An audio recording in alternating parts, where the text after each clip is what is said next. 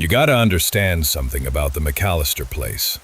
It wasn't just at the edge of town. It was where the town gave up and the country hadn't quite started. Past their vegetable patch, the ground just opened up into a common, 50 acres of scrub grass that belonged to nobody and everybody.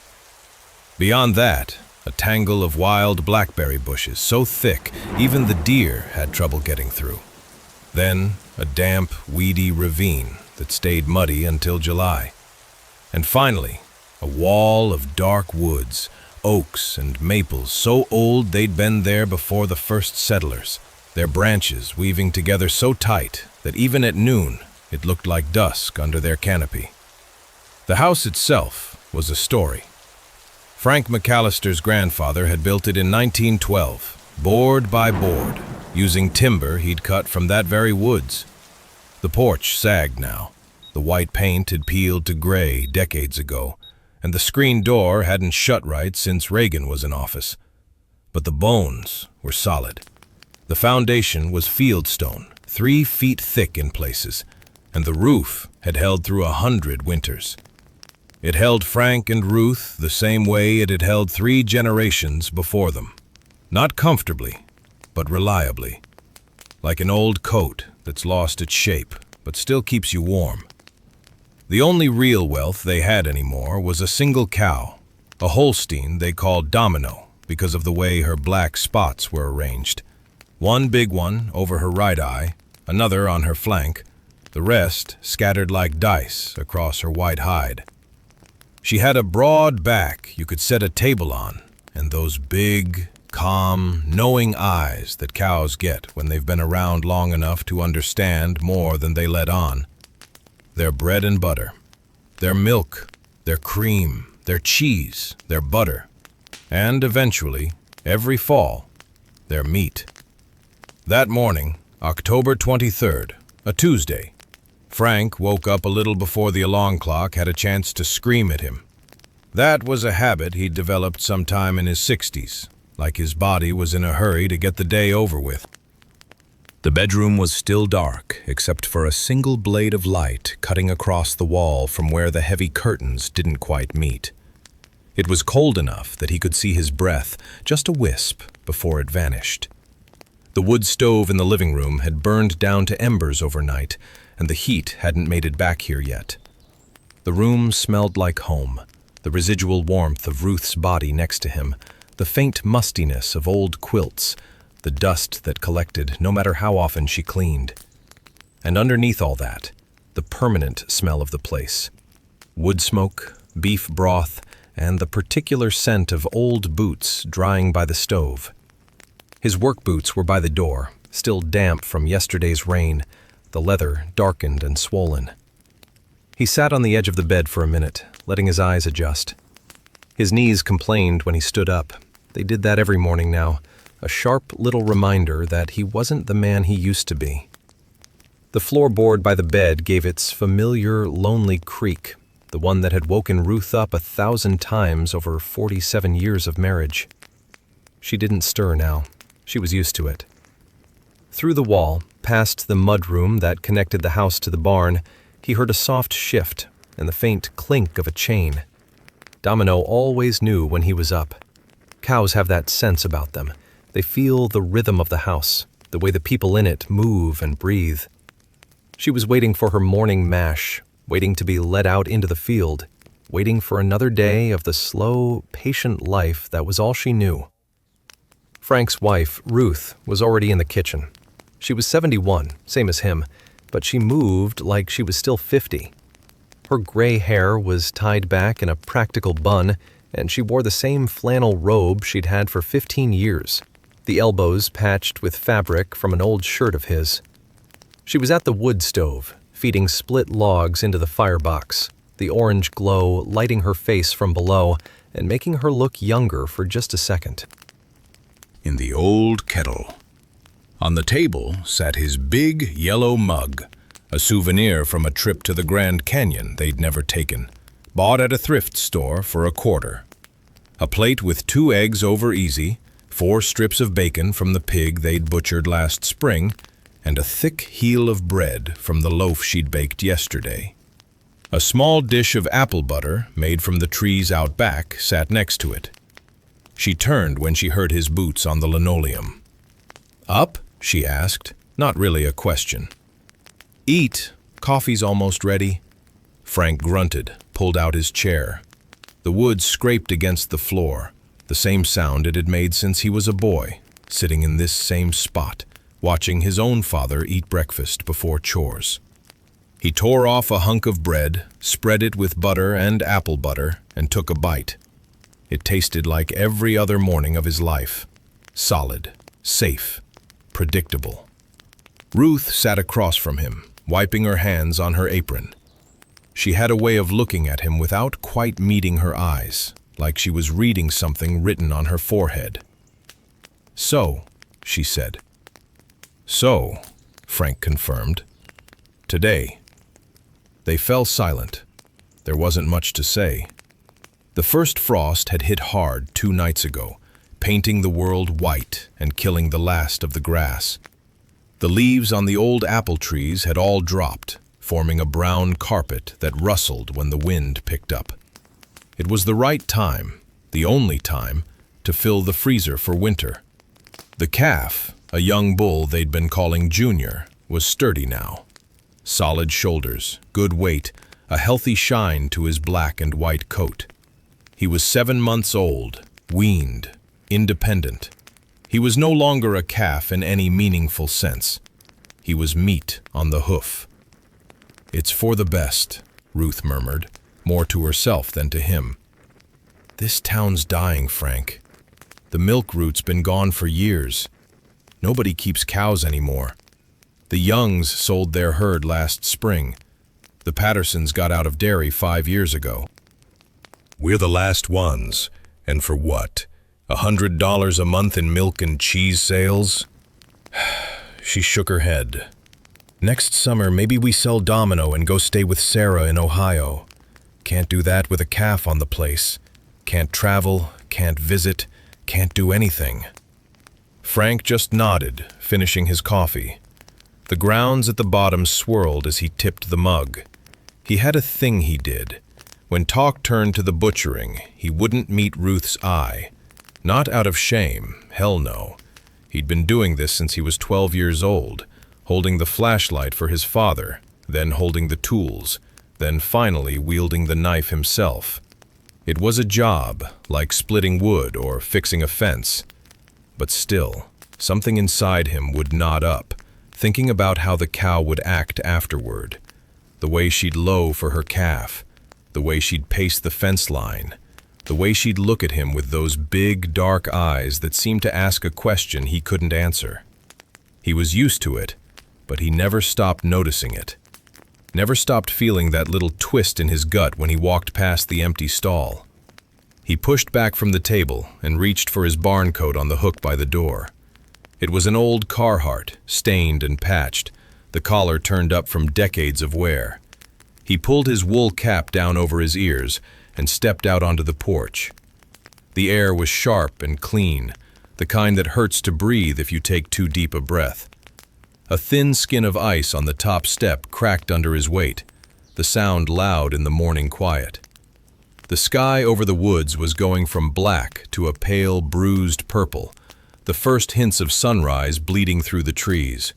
The town was quiet, just a distant dog barking somewhere on the other side of the ridge, and the rumble of a milk truck way off on the main road, fading into nothing. In another 10 years, there wouldn't be any milk trucks left.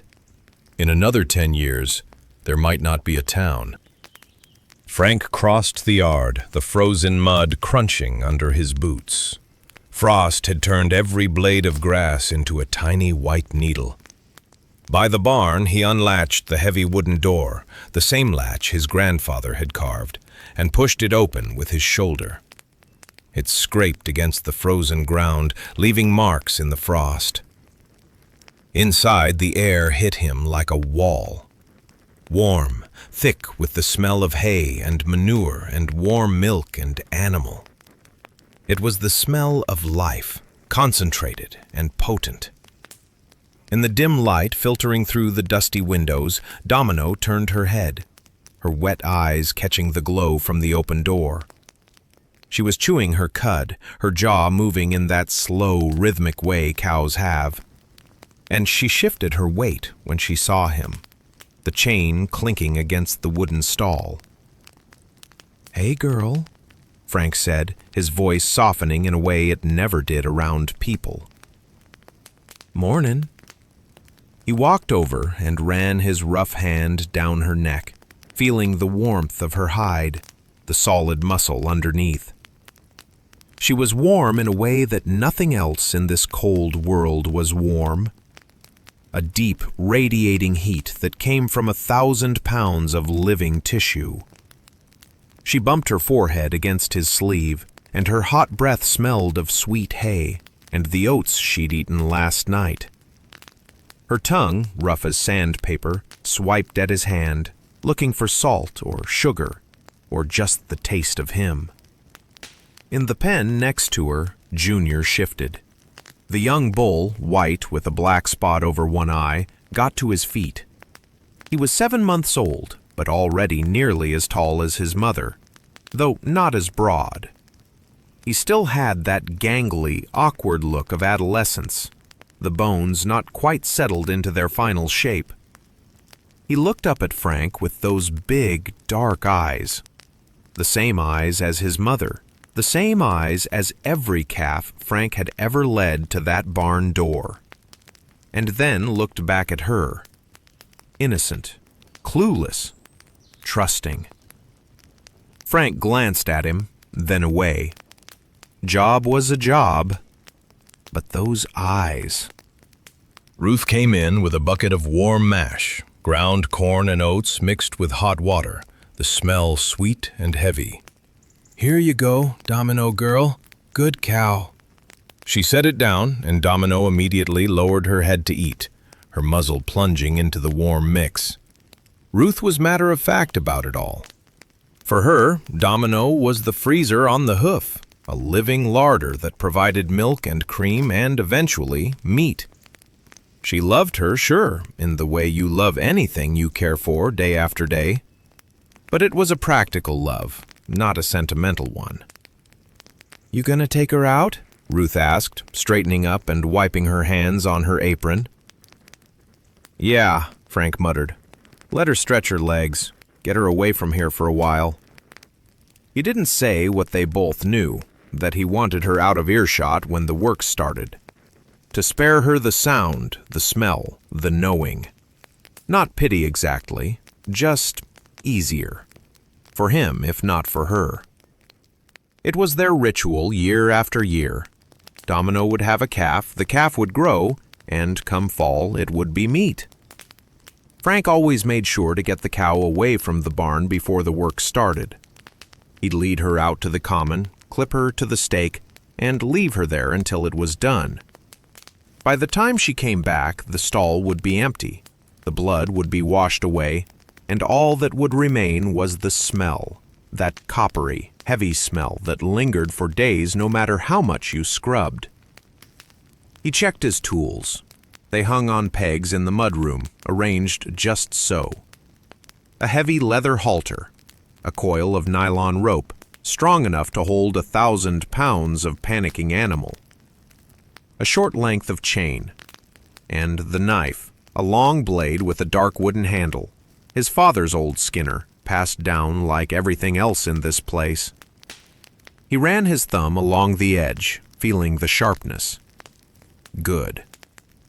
He drew it across the whetstone a few times, the sound dry and even, a sound he'd been hearing since childhood. Ruth watched him from the barn door, drying her hands on her apron, her face unreadable. "We ain't the first," she said quietly, "and we won't be the last." "Nope," he agreed, not looking up. "Not by a long shot." He led Domino out of the barn, unclipped her chain, gave her a solid pad on the flank, and attached the rope to her halter. "Come on, girl." She followed, ducking her big head through the door, her hooves clumping on the wooden threshold. In the yard, she stopped and turned back toward the barn, letting out a low, soft moo. From inside, Junior answered with a thin, scared bleat, the sound of a calf who suddenly realized his mother was leaving.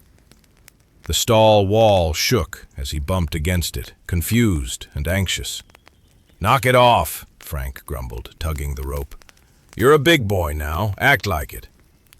He led her down the path through the garden, past the dead tomato plants still on their stakes, the frozen corn stalks rattling in the breeze, past the apple trees with their bare branches scratching at the sky, out to the common where the grass was dead and brown but still standing. The ground was hard underfoot, the frost turning the dirt into something that felt like concrete. Domino walked heavily, her hooves leaving crisp, perfect prints in the white. He took her to the usual spot, by the edge of the woods, where an iron stake was driven into the ground. His grandfather had put that stake there 60 years ago, and it hadn't moved since. He clipped her rope to it, checked the knot, gave it a tug. Solid. "There," he said. "Eat what you can find. I'll be back for you later." She lowered her head, sniffed at the dead grass, then looked back at him. That long, heavy look. It wasn't an accusation. Cows don't accuse. It was just a look. A question, maybe. A recognition. She knew something was different today. She could feel it in the way he moved, the way he wouldn't quite meet her eyes. Frank held her gaze for a second, then turned and walked away. He didn't look back. The walk to the house seemed shorter than usual. His legs moved on autopilot, carrying him past the garden, past the woodpile, past the rusted tractor that hadn't run in a decade. By the barn, he stopped, listened. Inside, Junior was pacing, his hooves thumping against the wooden floor, letting out soft, confused sounds. He knew something was off. Maybe they could smell it on you, the intent, the purpose, the death that clung to your clothes like smoke. Frank went in and closed the door behind him. The barn went dark except for the thin light coming through the cobwebbed windows. He stood there for a moment, letting his eyes adjust, letting the smell of hay and manure and animal fill his nose. Then he reached for the short, heavy rope hanging from a beam, the one with the slip knot already tied, the one he used every year. "Come on, boy," he said calmly, his voice soft and steady. "Let's get this over with." Junior backed away at first, pressing himself against the far wall of his pen. His eyes were wide, his nostrils flaring. He could smell it now, the fear sweat on Frank's hands, the tension in the air. But Frank was patient. He'd been doing this for 60 years. He knew how to wait. "Easy," he murmured, moving slowly, not making any sudden gestures. "Easy now, boy. It's okay." He got the rope around the young horns, just nubs really, barely more than bumps under the skin, and pulled it tight. Junior jerked his head, trying to shake it off, but the slip knot only got tighter. Frank led him to the center of the barn, where the beam was directly overhead. He tied the rope off, pulling Junior's head up, stretching his neck out. The calf was breathing hard now, his sides heaving, his eyes rolling. He knew. Somehow they always knew. Frank picked up the hammer. It was a heavy maul, the kind used for splitting fence posts, with a steel head that weighed 8 pounds. He'd sharpened the edge yesterday, not that it mattered. It wasn't the edge that did the work. "I'm sorry," he whispered. He didn't know why he said it. He'd never said it before. But the words came out anyway, soft and useless. "I'm sorry, boy." The thud was flat and final. Junior's legs buckled, and he hit the straw with a heavy thump that shook the whole barn. Dust and steam rose from his body, the heat of life escaping into the cold air. Frank's heart gave a little lurch, not pity exactly, just the tension of the act releasing. The same every time for 60 years. Then the knife, quick and precise. He had the bucket ready, positioned just so. The warm blood hissed into the metal, a sound like water hitting a hot frying pan. The smell in the barn changed instantly, thick, coppery, raw, the smell of life becoming death. Steam rose from the bucket, from the wound, from the whole body as it cooled. Frank looked away, focusing on the rope, keeping things steady, making sure the animal didn't thrash and suffer. But there was no thrashing.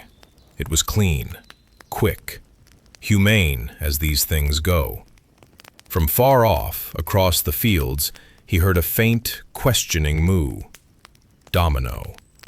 She was too far to smell it, but she felt it. A mother's instinct, pulling at her from a mile away, telling her that something fundamental had shifted in the universe. That one of the lives she'd brought into the world was no longer there. In the kitchen, Ruth was standing by the window, her back to the room. She'd heard the thud, faint but unmistakable, carried on the still morning air. She crossed herself quickly, out of habit, a reflex from a childhood spent in a Catholic household that she'd left behind 60 years ago. "Lord, have mercy," she whispered. Then she turned back to the counter and started getting the freezer ready. Salt, freezer paper, permanent marker, a sharp knife for portioning. This was her part, and she did it without thinking, without feeling, because if she stopped to feel, she'd never get through it. In the barn, Frank worked. He hoisted the carcass, got it hung on the gambrel hook his father had installed in 1953. The pulley system creaked under the weight, but it held. The body hung there, head down, blood still dripping into the dirt, the eyes already glazing over. Frank took off his coat and hung it on a peg. He rolled up his sleeves, picked up his knife, and began. The work was hard, physical, and it kept his mind quiet. He skinned the animal, working the blade between hide and flesh, the warm fat coating his hands. He gutted it, the entrails sliding out in a steaming heap that he'd bury later. He cut the meat away from the bone, separating the primals, then the subprimals, then the individual cuts. The smell of hot blood and fresh killed meat filled the cold air, and Frank worked silently, thinking about winter. The wood pile was low. He'd need to order another cord, and that meant money he didn't have. The taxes on the property were due in December. Sarah needed help with her medical bills. The fertility treatments were costing a fortune, and insurance covered next to nothing. The meat in the freezer was their savings account, their retirement fund, their buffer against a world that had no use for old farmers anymore.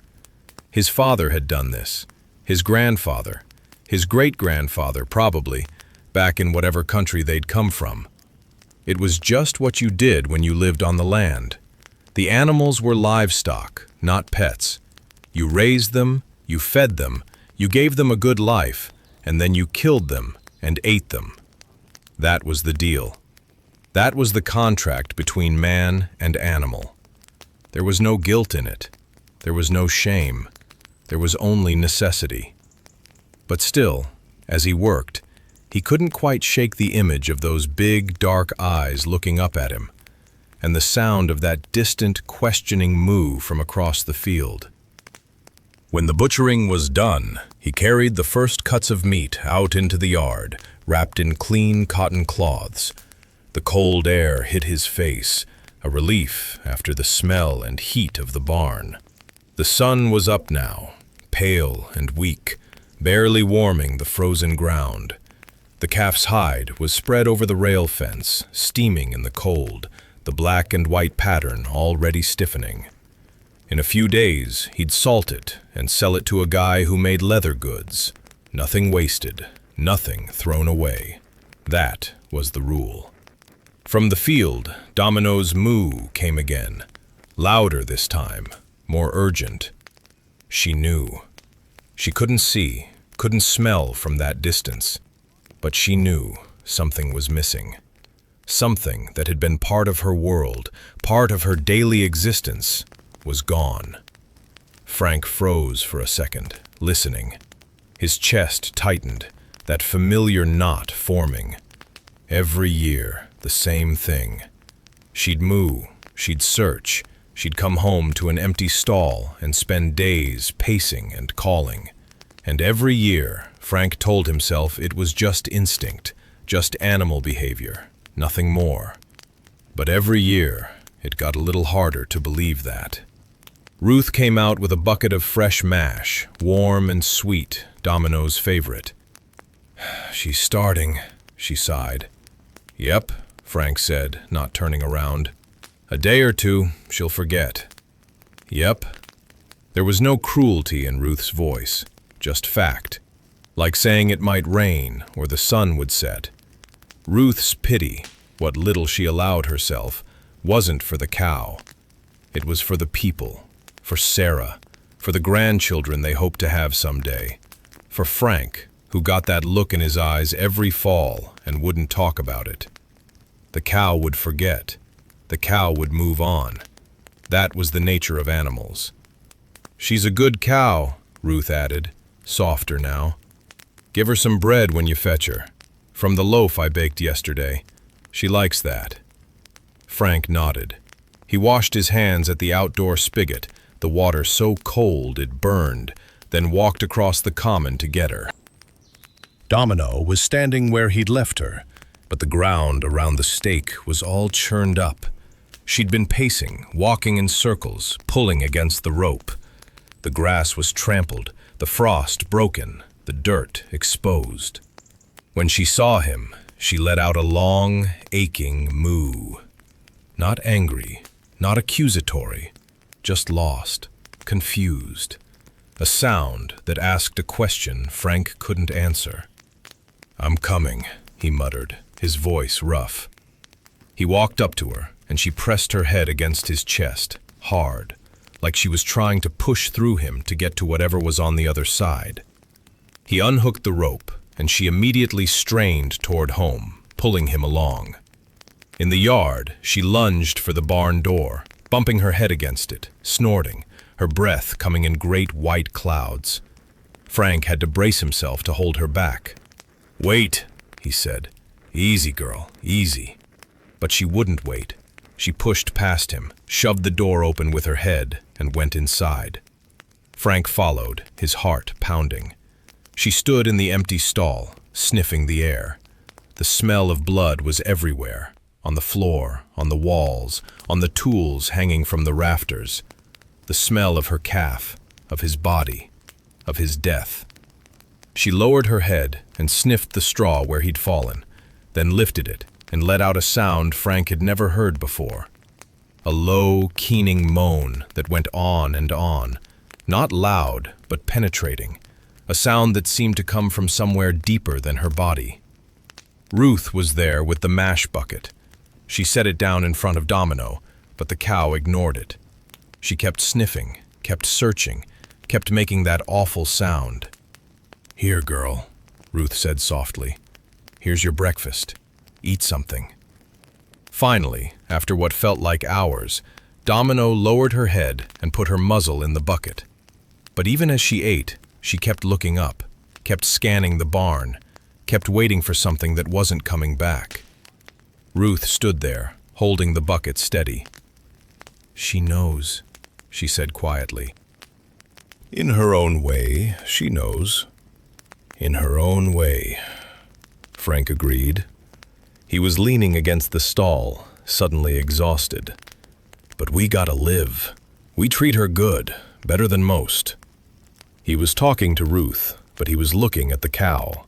And for a second, looking into those big, dark, searching eyes, he felt something strange, something he couldn't name. It wasn't guilt. He'd never felt guilty for doing what needed to be done. It wasn't sadness. He'd learned to lock that away long ago. It was something else. A kind of recognition, maybe. a sense that he and this animal were bound together in ways he didn't fully understand, that the contract between them wasn't as simple as he'd always believed. He led her back to her stall and chained her up. She sniffed the empty space where Junior had been, flinched, and let out another low moan. Frank stood there for a long moment, his hand on her warm neck, feeling the pulse of her blood under his fingers. Then he turned and walked out, sliding the door shut behind him. That night, the house smelled of stew. Ruth had made it rich, big chunks of meat from the young bull, carrots from the garden, potatoes from the root cellar, a bay leaf from the tree she kept in a pot by the window. The bones simmered in the pot, releasing their marrow into the broth. The smell filled every room, warm and savory, the smell of survival. "Wash up," Ruth told Frank when he came in from checking on Domino one last time. "Big day. We eat good tonight." They sat at the table, the same table Frank's family had eaten at for 3 generations.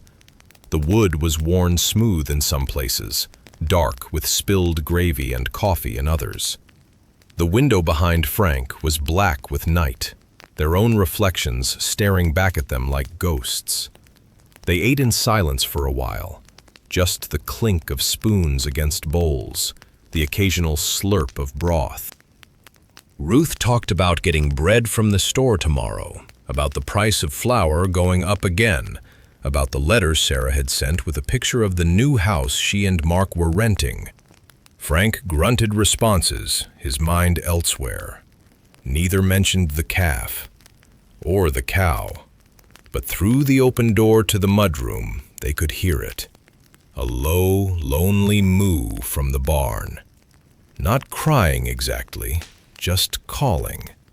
A sound that asked a question no one could answer. It was muffled by the walls and the distance, but it was persistent, relentless. Ruth looked up from her bowl. "There she goes again." "I hear it," Frank said. "Couple days," she said, as if reassuring herself. "It'll stop. They always stop." Frank nodded. He didn't say anything.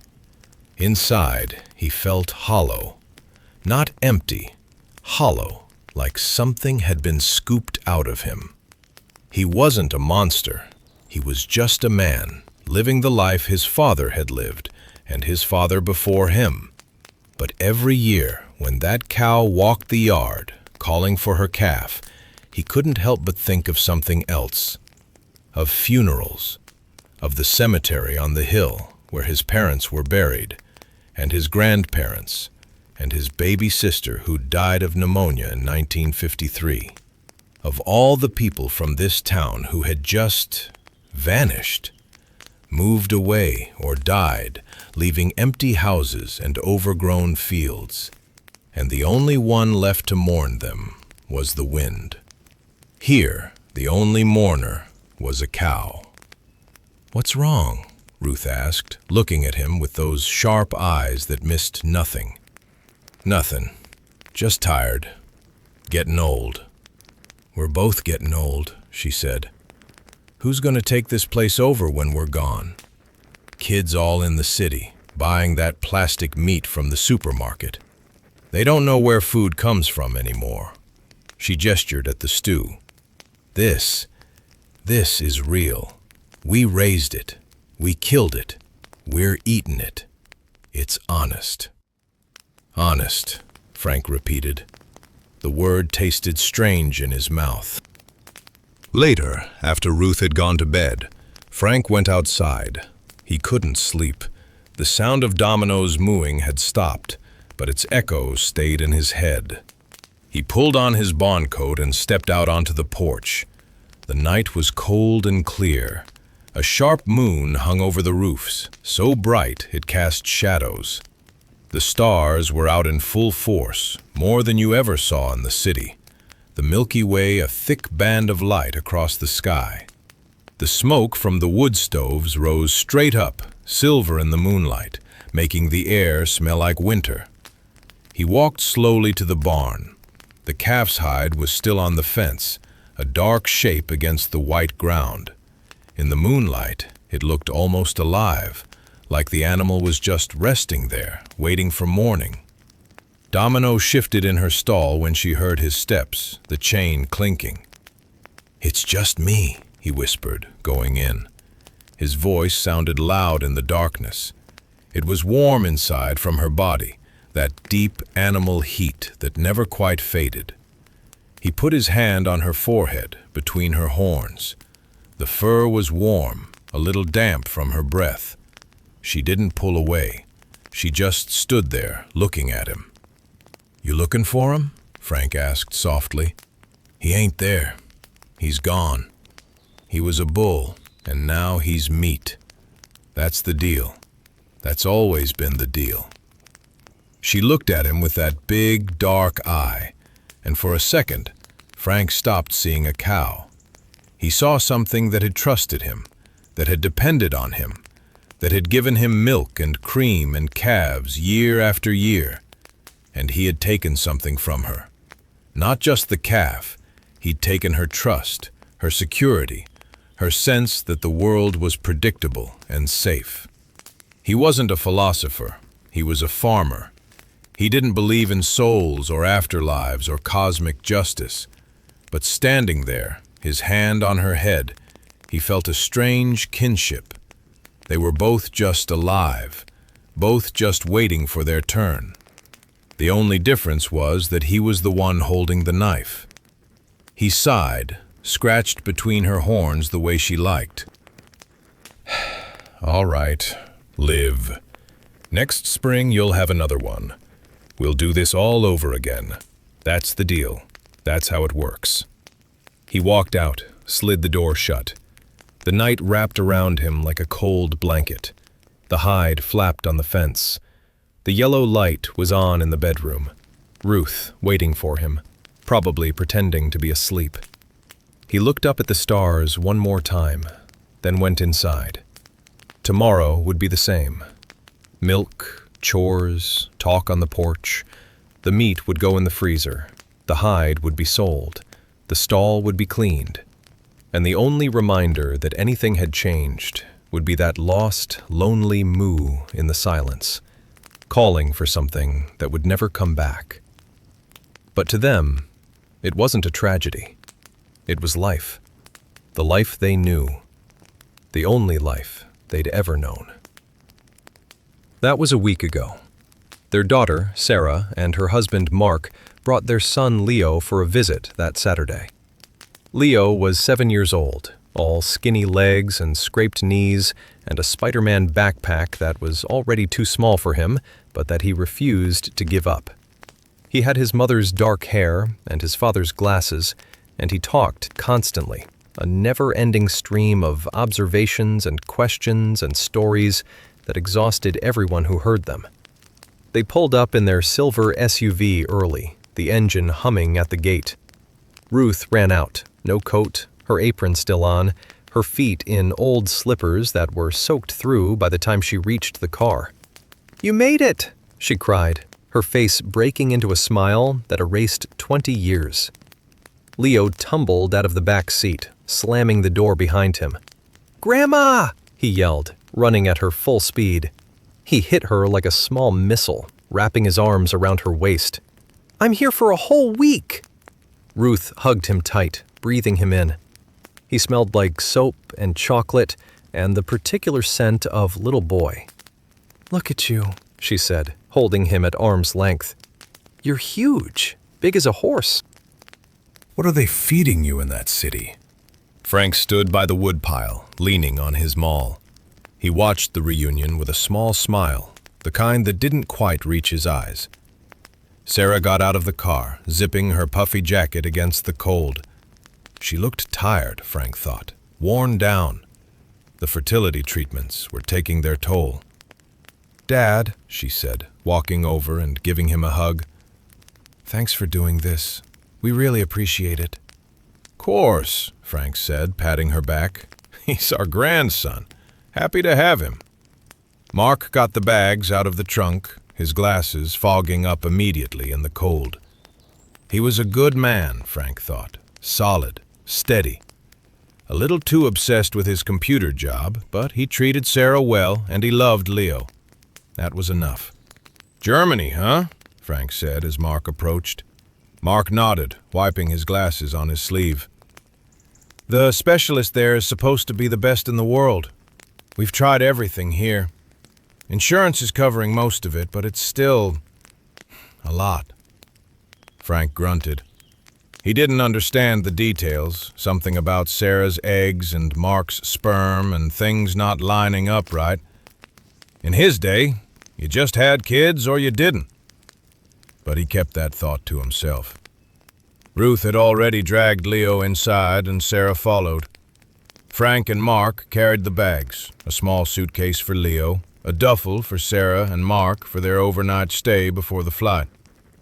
Inside, the house felt alive for the first time in months. Leo's voice bounced off the walls as he told Ruth about school, about his friends, about the video game he was playing. He ran to the window and pressed his face against the glass, fogging it up with his breath. "Grandma, where's Domino?" he asked. "I brought her an apple." He dug in his pocket and produced a slightly bruised Red Delicious. "She's in the barn, honey," Ruth said. You remember the rules. Stay behind her, don't startle her, and don't go in her stall without one of us." I know, Leo said, already heading for the door. "Can I go see her?" "In a minute. Let your parents have their coffee first." They sat around the kitchen table, the same table where 3 generations of McAllisters had sat. Sarah talked about the flight, about the hotel in Frankfurt, about the specialist they were going to see. Mark added details about the research he'd done, the success rates, the recovery time. Ruth nodded and asked questions. Frank mostly listened, watching Leo out of the corner of his eye. Finally, it was time. Sarah hugged her son, holding him longer than necessary, breathing him in. "You be good," she said, her voice thick. "Listen to Grandma and Grandpa. No video games all day. Do your homework." "Mom, it's vacation," Leo protested. "Then read a book, the one I packed, and don't forget to brush your teeth." "I know, Mom." Mark gave him an awkward pat on the shoulder. "Call if you need anything. But, roaming charges are expensive, so only if it's important." "Okay, Dad." Frank walked them to the car. Sarah hugged him again. "Thanks, Dad. I don't know what we'd do without you." "You'd manage," Frank said. "You're a McAllister. We manage." The SUV pulled away, its lights blinking once at the turn, then gone. The road was empty. The town was quiet. Frank stood there for a long moment, listening to the silence settle back in. Then he turned and went inside. Leo wanted to see Domino immediately. Frank took him out to the barn, holding his hand as they walked across the frozen yard. Leo chattered the whole way about school, about his friends, about the video game he was playing where you had to build things and fight monsters. Frank let the words wash over him, not really listening, just enjoying the sound of a child's voice in this old, quiet place. They opened the barn door, and the warm, familiar smell washed over them. Domino was in her stall, standing quietly. She turned her head when they came in, and Frank saw something flicker in her eyes. Recognition, maybe. Or something else. "Domino!" Leo cried, running to the stall. He held up the apple. "Look what I brought you!" He climbed up on the bottom rail of the stall, holding the apple out. Domino took a step toward him, her big head lowering to sniff his offering. She took the apple gently, her soft lips brushing his palm, and crunched it between her teeth. "She likes it!" Leo laughed. Frank watched them, a strange feeling settling in his chest. The cow looked at Leo with those big, dark eyes, and Leo looked back, completely unafraid, completely trusting. It was the way things should be, Frank thought. The way things used to be. That night, Ruth made dinner. Meatloaf from the ground beef in the freezer, mashed potatoes, green beans from the cans in the pantry. Leo ate like he hadn't seen food in weeks, then asked for dessert.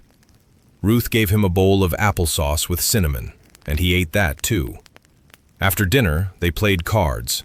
Go fish, Leo's favorite. He cheated shamelessly, and Frank let him. Ruth pretended not to notice. The wood stove crackled, the windows fogged up, and for a few hours, the house felt like a home again. Before bed, Ruth tucked Leo in on the pull-out couch by the stove. He was already half asleep, his eyes heavy. "Grandma," he murmured, "will Domino have another baby?" Ruth paused, tucking the blanket around him. "Maybe next spring," she said. "We'll see." "Good," Leo said, yawning. "I like the babies. They're cute."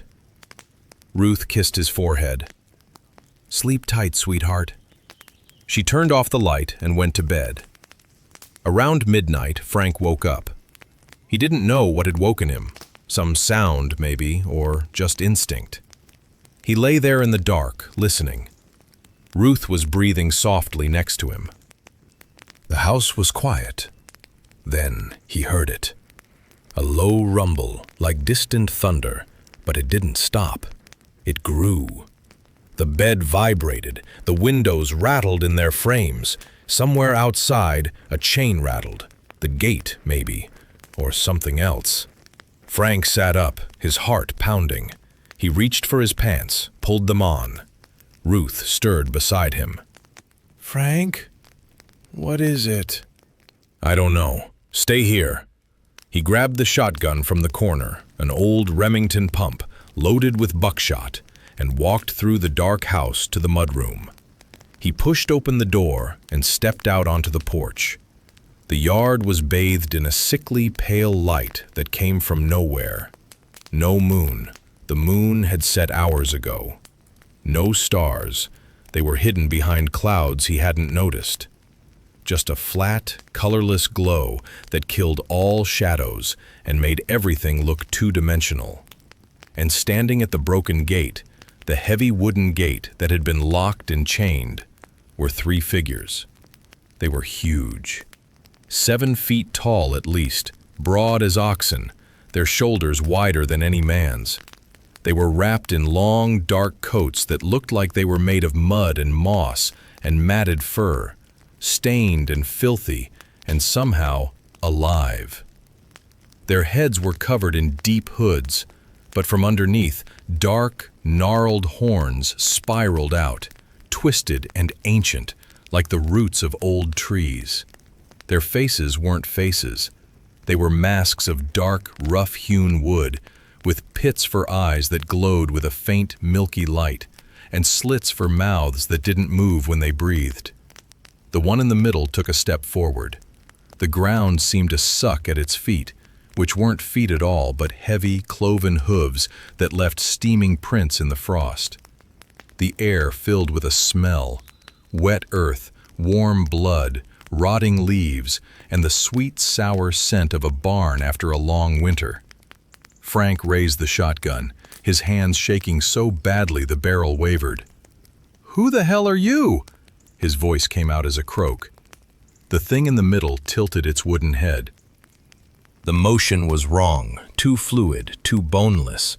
When it spoke, the voice was like rocks grinding together deep underground, like trees creaking in a storm, like something trying to imitate human speech without understanding what it meant.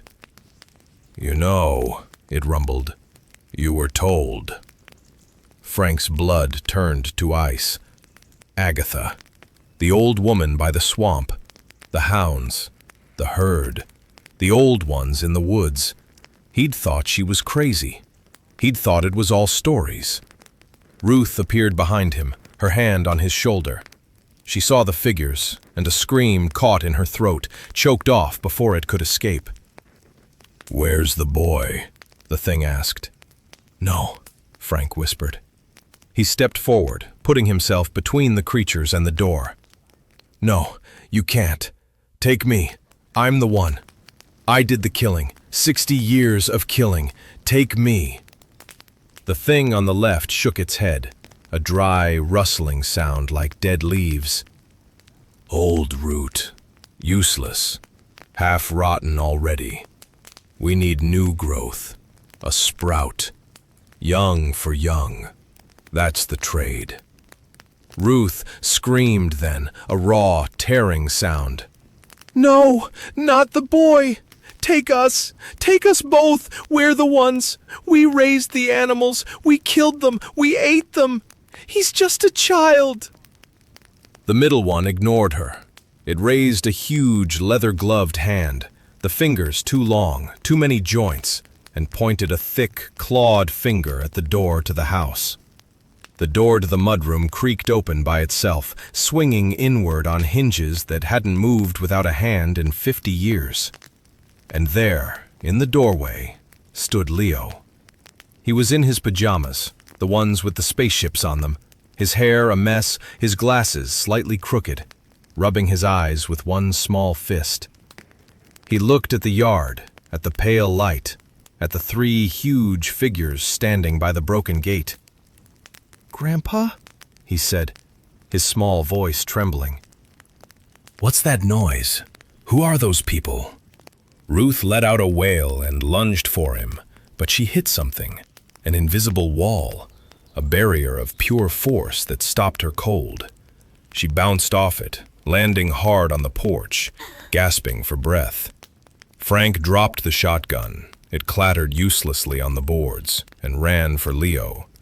He hit the same barrier, a wall of nothing that was harder than steel. He slammed into it face first, felt his nose crunch, felt blood start to flow. He slid down, stunned, the world swimming around him. The middle hound walked forward. It moved right through the barrier like it wasn't there, like the air itself parted to let it pass. It stood over Frank, looking down at him with those glowing, pitless eyes. Up close, the wooden mask was even more horrifying, a crude mockery of a face, carved by someone who had only heard about faces, never seen one. The grain of the wood swirled in patterns that hurt to look at. "He won't feel it," the thing rumbled. Its voice vibrated in Frank's chest, in his bones. "Quick, clean, the way you did for them. One blow, and it's over. He won't even know." It looked past Frank, at the small figure in the doorway. "Come here, boy." Leo's feet moved. He didn't want them to. Frank could see that in his face, in the terror in his eyes. But his feet moved anyway, carrying him forward like he was walking in a dream. Past Frank, past the barrier, out into the pale, glowing yard. He stood in front of the massive horned creature, his small body dwarfed by its bulk. "Are you a monster?" Leo asked. His voice was small but steady, brave. The hound looked down at him. For a second, just a second, something flickered in those glowing eyes. Something that might have been pity, or recognition, or just the memory of something lost. "Yes," it said. "We are what you made. We are the debt." It put a huge hand on Leo's shoulder. The boy didn't scream.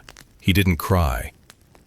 He just looked back at his grandparents, his face confused and scared, his lower lip trembling. "Take him!" Frank screamed, beating his fists against the invisible wall. Blood from his nose smeared on the nothing. "Take me! Please! He's just a boy! He's just a little boy!" But the hounds didn't look at him. They turned, Leo between them, his small form swallowed by their huge shapes. They walked toward the gate, toward the road, toward the dark woods beyond. The pale light followed them, swallowing them up as they went.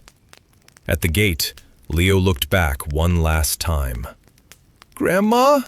He called. "Grandpa? I'm scared." And then they were gone.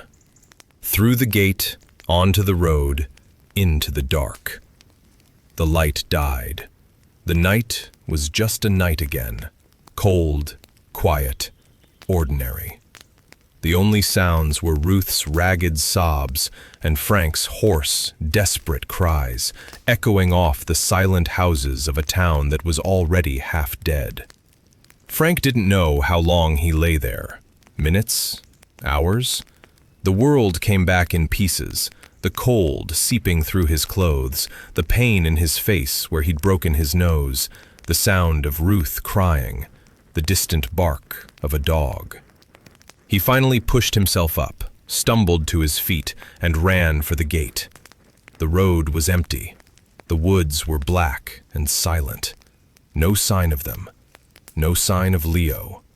Just the frozen ruts of the dirt track, the bare branches of the trees, the cold stars overhead.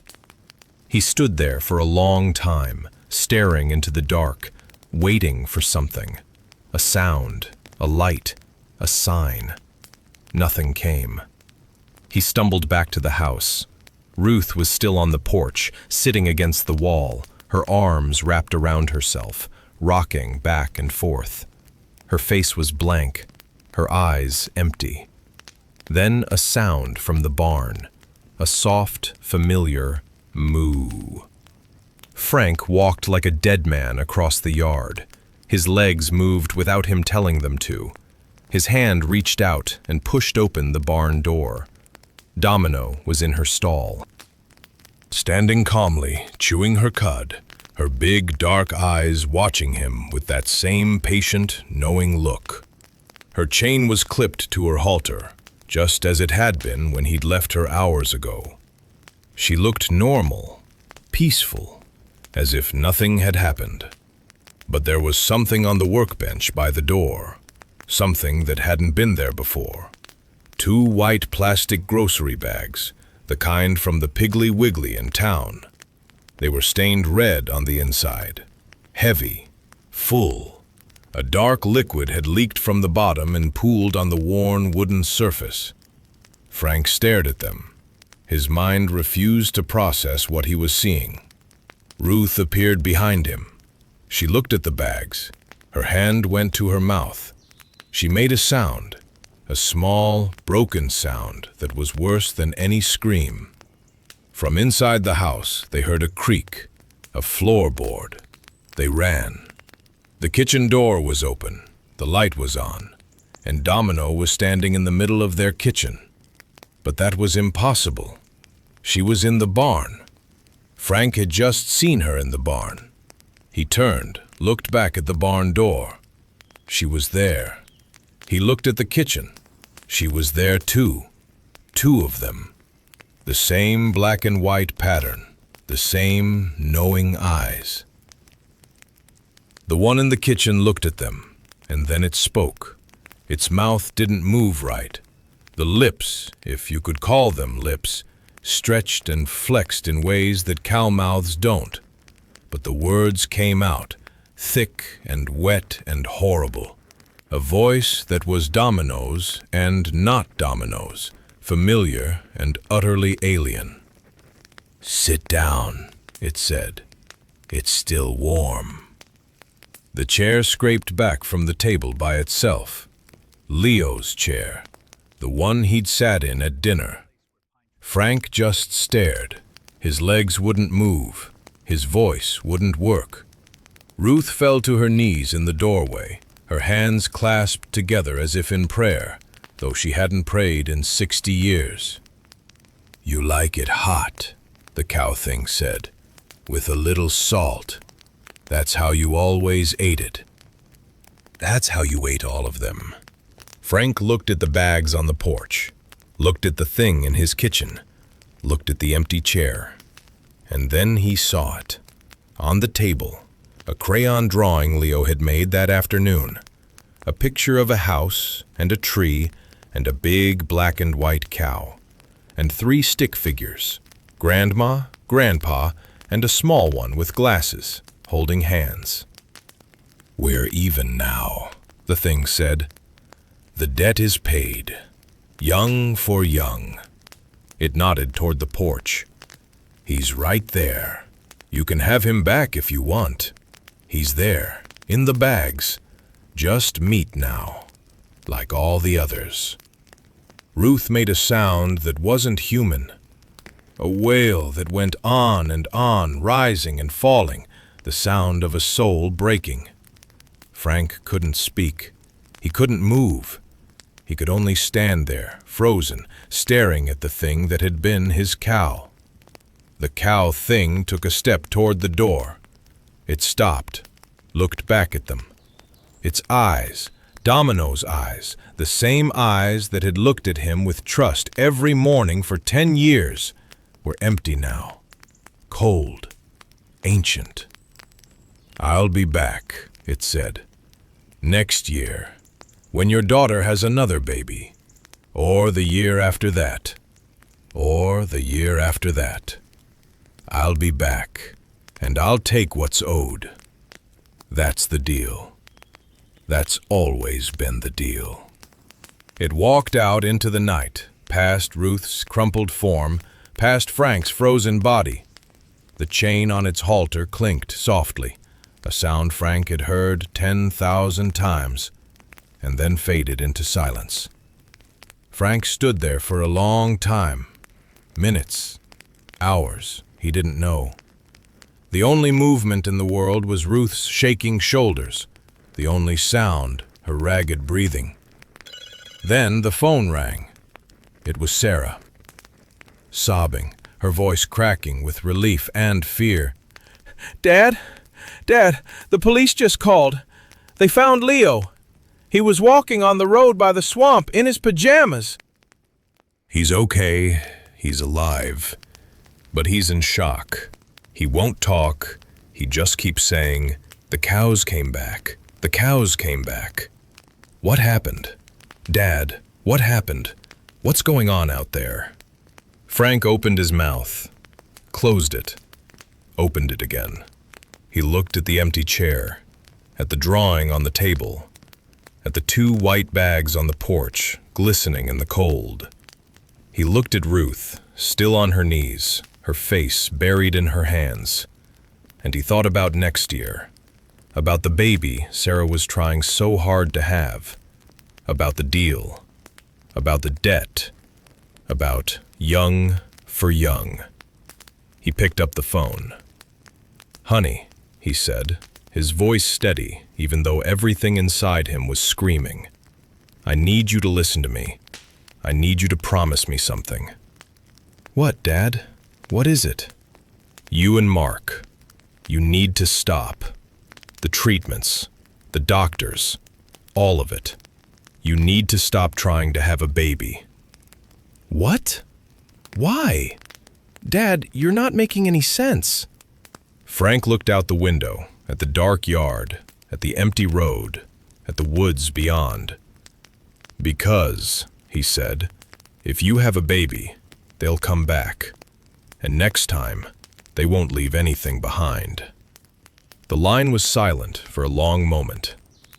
"Dad, you're scaring me. What happened to Leo?